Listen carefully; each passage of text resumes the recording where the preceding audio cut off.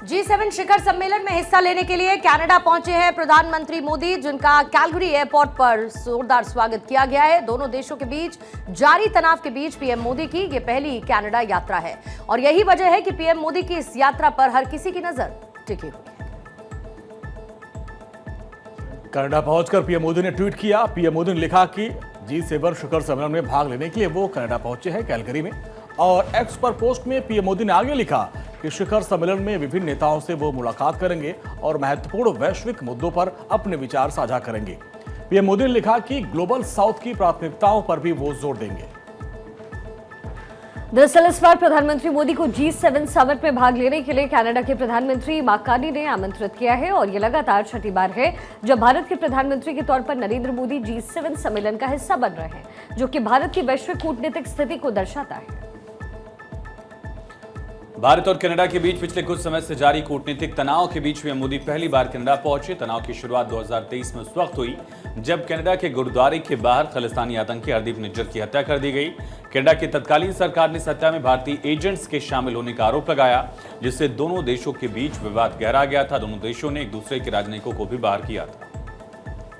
अमेरिकी राष्ट्रपति Donald Trump G7 शिखर सम्मेलन को अचानक से ही बीच में छोड़कर अमेरिका लौट आए और इसी बीच G7 शिखर सम्मेलन को छोड़ने से पहले अमेरिकी राष्ट्रपति ने इजरायल का समर्थन करते हुए कहा कि ईरान इजरायल के खिलाफ कभी भी जंग जीत नहीं पाएगा।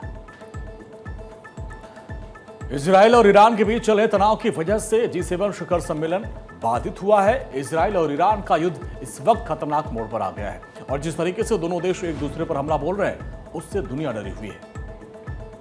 इजरायल ने 4 दिन पहले ही ईरान पर हमला बोलना शुरू किया और इस हमले में इजरायल ने ईरान के सैन्य ठिकानों और न्यूक्लियर साइट्स पर हमला बोला। वहीं इसी बीच अमेरिकी राष्ट्रपति डोनाल्ड ट्रंप ने ईरान को चेतावनी दी।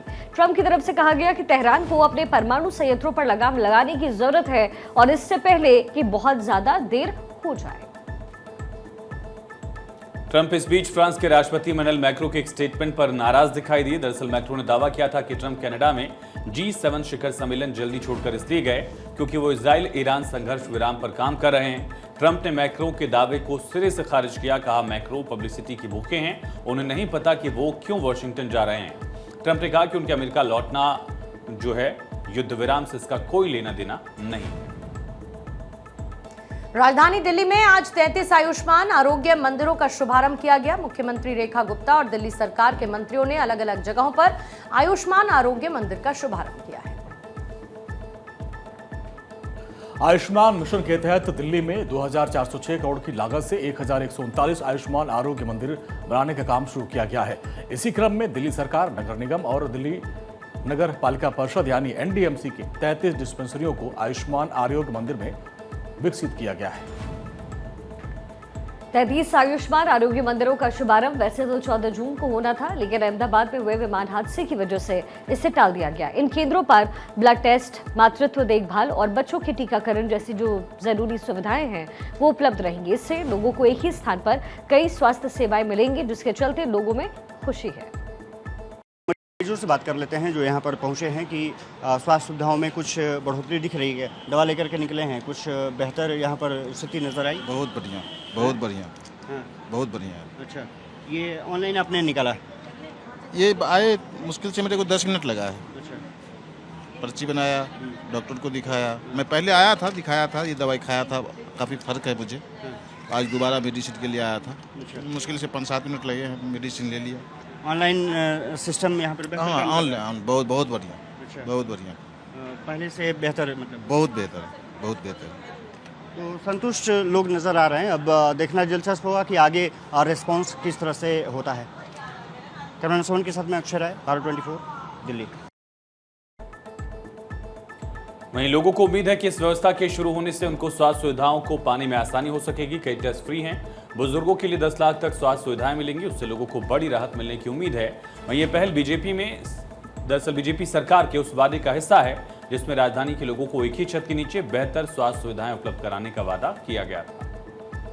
की स्वास्थ्य व्यवस्था को बेहतर करने के लिए और जन जन तक स्वास्थ्य सुविधाओं को पहुंचाने के लिए आयुष्मान आरोग्य मंदिर का उद्घाटन आज सीएम रेखा गुप्ता ने किया है। तमाम जगहों पर मंत्रियों ने उद्घाटन किया है। 33 केंद्र का उद्घाटन किया गया है, साथ ही साथ 17 जन औषधि केंद्र का भी उद्घाटन किया गया है। आप देख सकते हैं कि ये आयुष्मान आरोग्य मंदिर बाबर रोड नई दिल्ली का यहाँ पर है। साहिब सिंह वर्मा कुछ देर पहले यहाँ पर मौजूद थे और सीएम रेखा गुप्ता ने ये उद्घाटन किया है तमाम जगहों पर।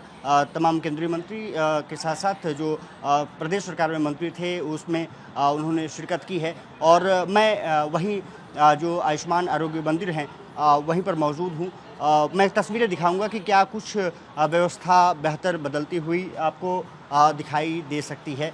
आप यहाँ पर देख सकते हैं कि टोकन प्रिंटिंग मशीन लगाई गई है जो कि एनडीएमसी द्वारा है और यहाँ से आप टोकन प्राप्त कर सकते हैं। और इसके अलावा अगर बात की है तो बैठने की यहाँ पर आपको व्यवस्था नज़र आ सकती है। साथ ही साथ सामने अगर देखेंगे तो रिसेप्शन या रजिस्ट्रेशन केंद्र है। साथ ही साथ लाइन में लग करके यहाँ पर अपने लोगों को पर्ची बनवा सकते हैं अगर ऑनलाइन नहीं बनवाना चाहें तो।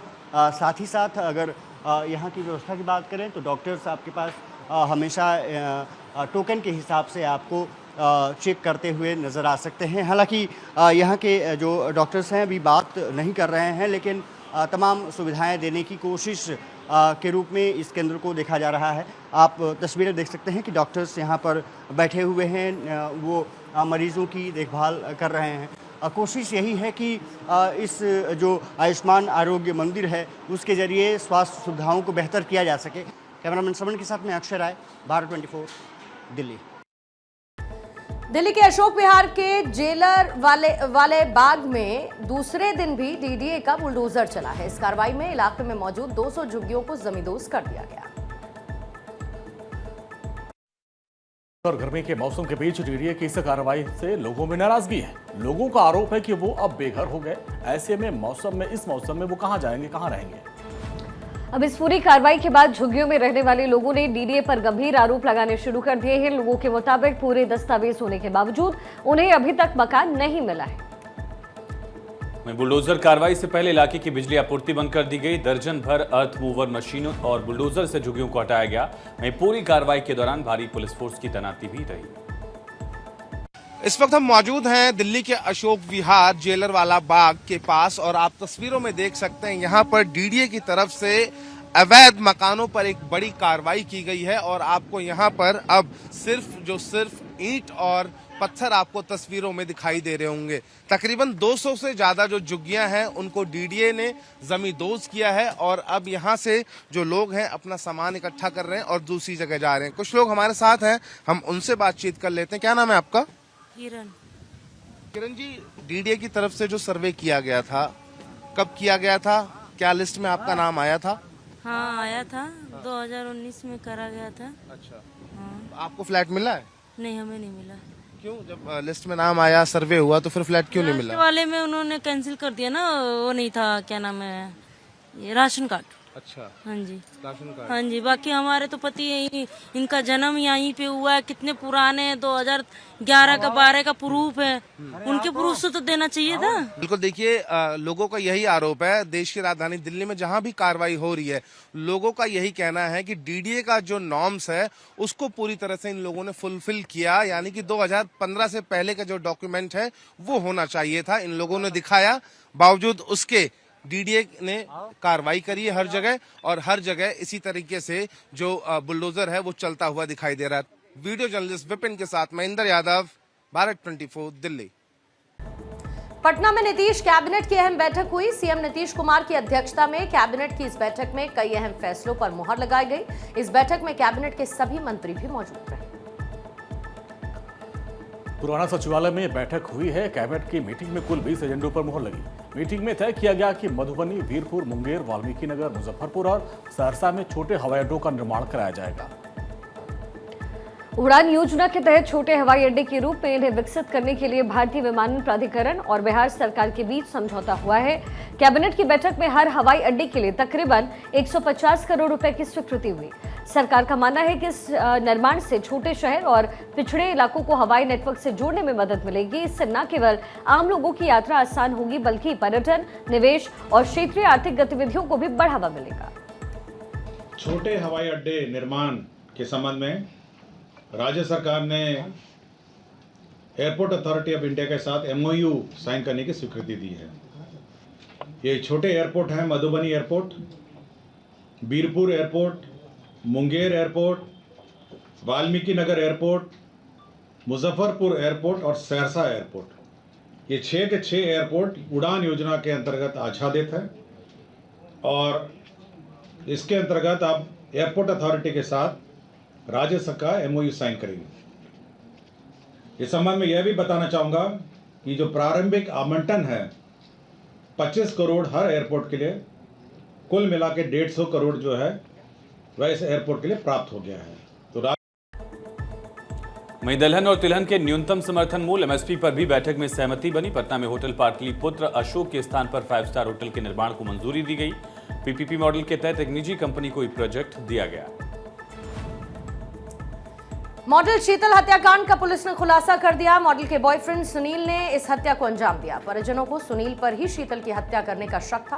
पुलिस के मुताबिक आरोपी ने बचने के लिए गाड़ी को नहर में फेंक दिया था ताकि ये एक हादसे जैसा प्रतीत हो।